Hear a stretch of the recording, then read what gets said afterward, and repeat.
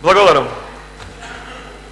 Почитувана македонска јавност и сите вие заинтересирани за ова противуставно законско решение, предложено на еден шверцерски начин, верувајте дека по последните реакции мислам дека работата тргне од мртва точка.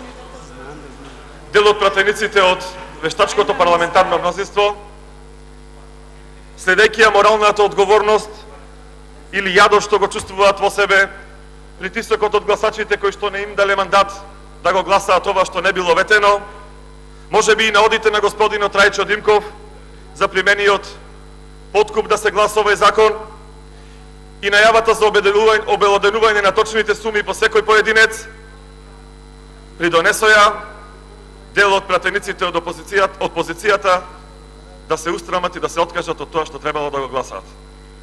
Но тоа ќе го видиме начинот на гласањето. Мојата дискусија ќе ја почнам со еден цитат од мојот сограѓанин, почитуваниот Блаже Конески. Изјавата е напишана во Тестаментот 1990 година.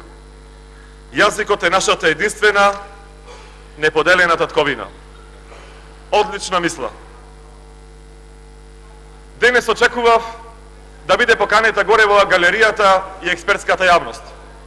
Може би ќе појдевме и чекор понатаму, да го поканиме и дипломатскиот кор. Не се поканува никој, него имаат можност да се пријават за учество Стеван Анџијар. Без да видам, значи, убеден сум дека колегата Талат Џафери е пријавен за реплика и ќе учествува во ова квалитетна кој дебата. сака да биде во салата.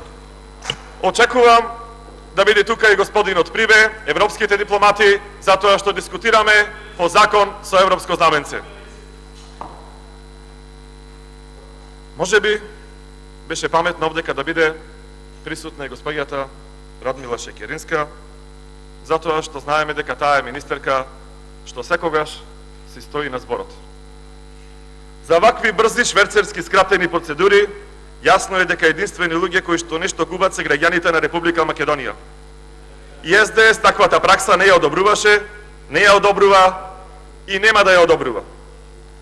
Втората причина зошто ќе гласаме против ваквиот предложен закон е заради тоа што законот представува почеток на кршење или ширење на Охридскиот рамковен договор и тоа како пракса сметаме дека е опасна пракса во Македонија што на долг рок негативно ќе се одрази и на меѓуетничките односи и на демократијата и на стабилноста во Република Македонија. Еве е лошата пракса, еве го швейцарскиот закон. Последиците, значи, ги најави Радмила Шекеринска со носењето на овој закон. Може би жената во овој поглед била и визионер. Ревносно се борела во 2011 година против ваквите лоши законски решенија. Зошто европското знаменце е злоупотребено? Ова мало знаменце во десниот чош на предлог законот го страми она големо европско знаме кон кое се стремиме сите.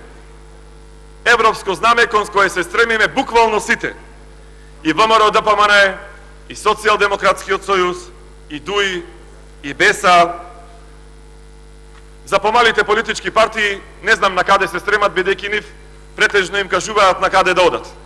Затоа што ако размислувале трезвено, ако размислувале проевропски, досега јавно ќе станеле, ќе кажале дека ја бараат европската генеза на овој закон.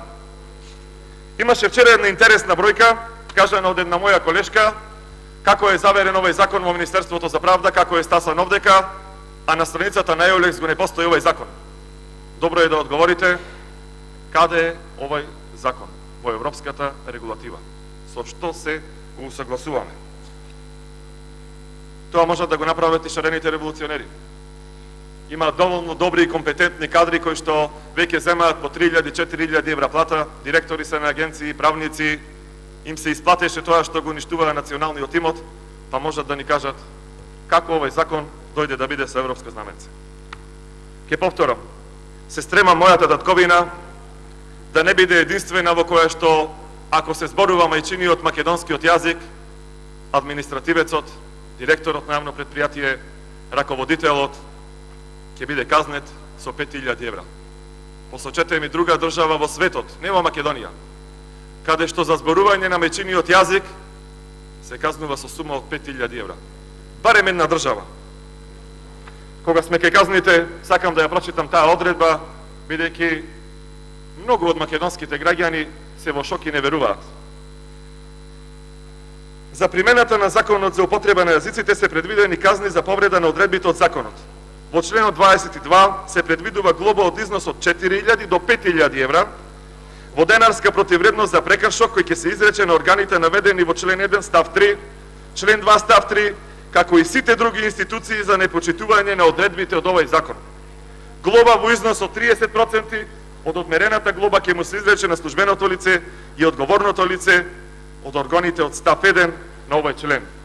Жалам што го нема колегата Тунтев да ни објасни како овој член 22 слета во овој противуставен закон.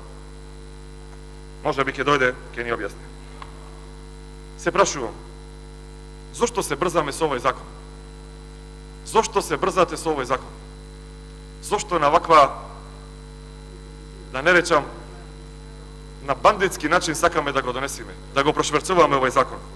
Ништо нема да ви помегни, ниту вас, 49, ниту на представниците, пратеници на албанскиот народ, ниту на фелата, ништо нема да ви помогне. И табли ќе направите, тука се, нема да се укинат, печатите ќе ги направите, ќе работат фирмите за тоа, и после локалните избори, униформите ќе ги сошиете, иако го скративте буџетот за одбрана и за МВР за 12 милиони евра, повторно ќе работат текстилните фабрики, ќе направите, парите ќе ги испечатите да бидат двојазични, ништо не ви менува 10 дена дебата, ништо не ви менува јавна расправа, ништо не ви менува седница на Советот за евроинтеграции. Тука сме, никој нема да го заборави јазикот. Сите работи што сте ги предвиделе, а не ги ветивте до 11 декември, а упорно не лажевте дека нема да биде така, предводени од Тунтев, ќе си стојат. Ама дајте да дебатираме. Нели за тоа се залагаме? Дајте да дебатираме. Не е коректно тоа.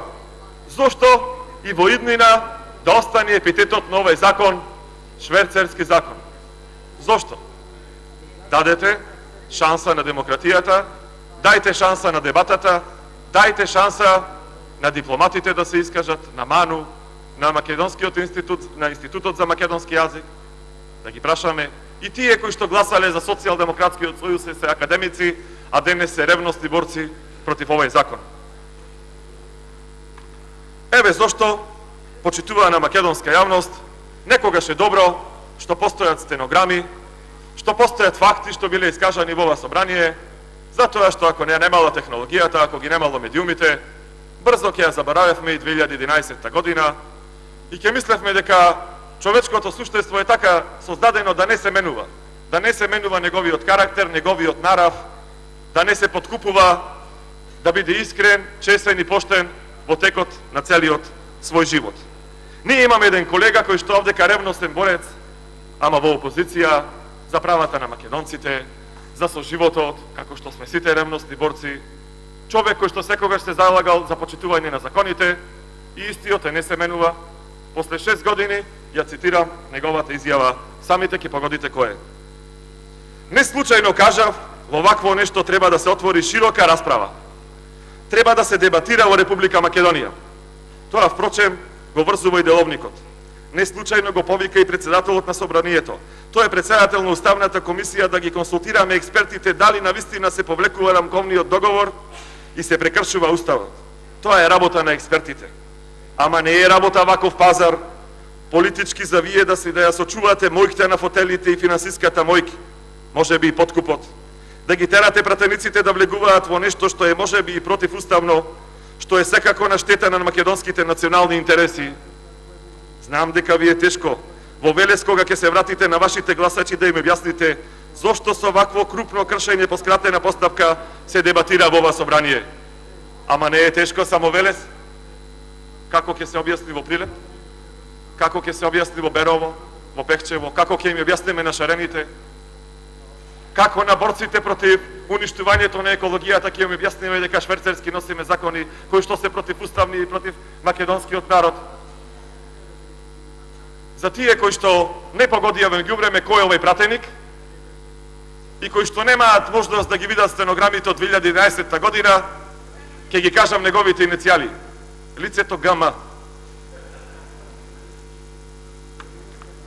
Сакам да ми кажи лицето ГМ на која европска пракса денес се повикуваме. Тука е господин Омилевски, лидер на една голема опозициона партија. Другите лидери не ги гледам.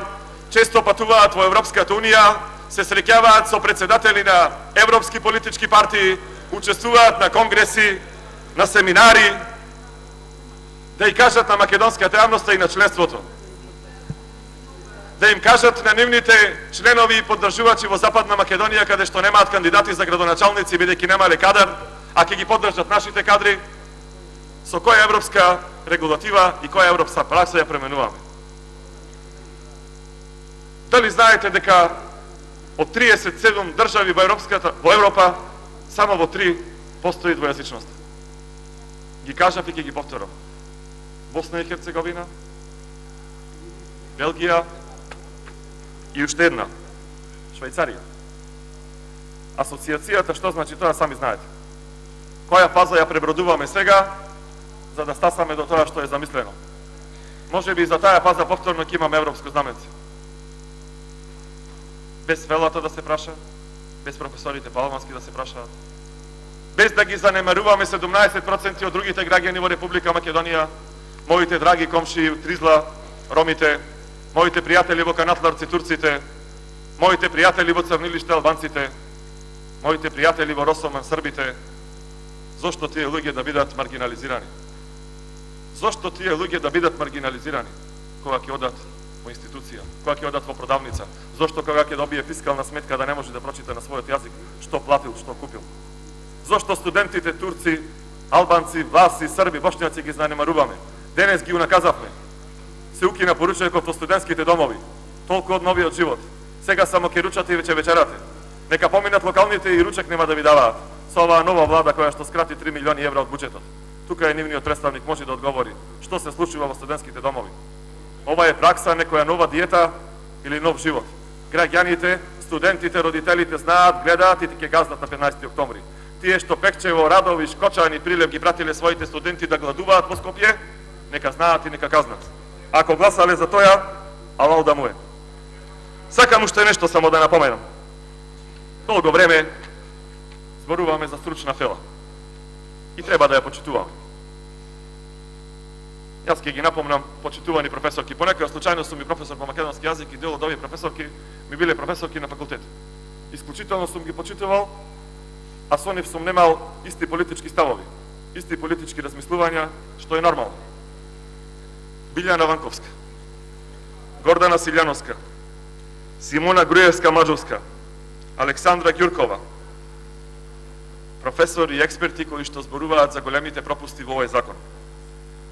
Господинот професор Димитар Апасиев не го ни познавам, освен на телевизија.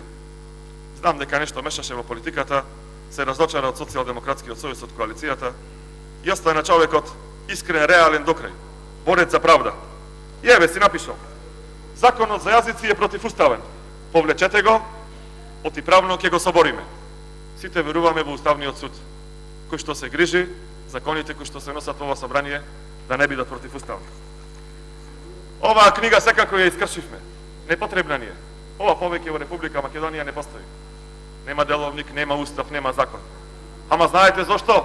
Затоа што имале имунитет. Ќе можат да прават што сакаат. Имаме имунитет.